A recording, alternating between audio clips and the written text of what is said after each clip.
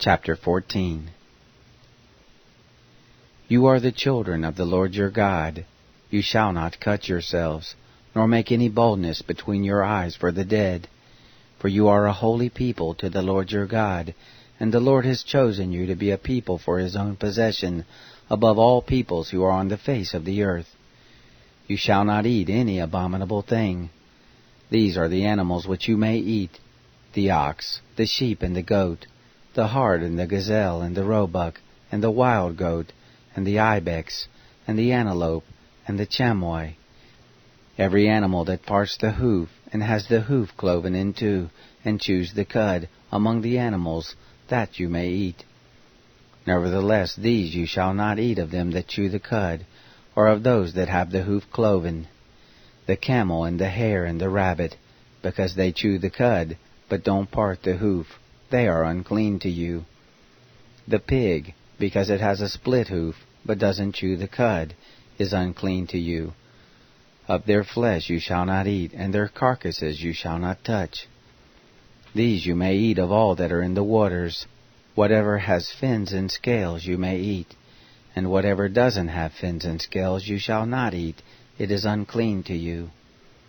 Of all clean birds you may eat, but these are they of which you shall not eat: the eagle, and the gyre eagle, and the osprey, and the red kite, and the falcon, and the kite after its kind, and every raven after its kind, and the ostrich, and the nighthawk, and the sea-mew, and the hawk after its kind, the little owl, and the great owl, and the horned owl, and the pelican, and the vulture, and the cormorant, and the stork, and the heron after its kind, and the hoopoe, and the bat.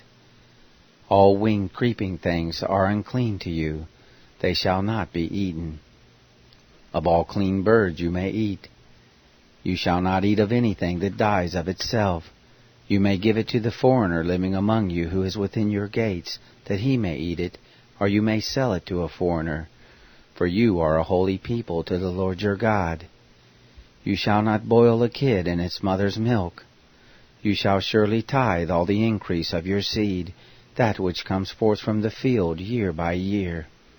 You shall eat before the Lord your God, in the place which he shall choose to cause his name to dwell there, the tithe of your grain, of your new wine, and of your oil, and the firstborn of your herd and of your flock, that you may learn to fear the Lord your God always. If the way be too long for you, so that you are not able to carry it, because the place is too far from you, which the Lord your God shall choose to set his name there, when the Lord your God shall bless you, then shall you turn it into money, and bind up the money in your hand, and shall go to the place which the Lord your God shall choose.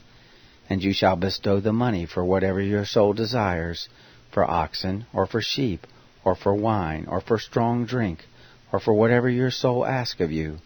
And you shall eat there before the Lord your God, and you shall rejoice, you and your household. The Levite who is within your gates, you shall not forsake him, for he has no portion nor inheritance with you. At the end of every 3 years you shall bring forth all the tithe of your increase in the same year, and shall lay it up within your gates.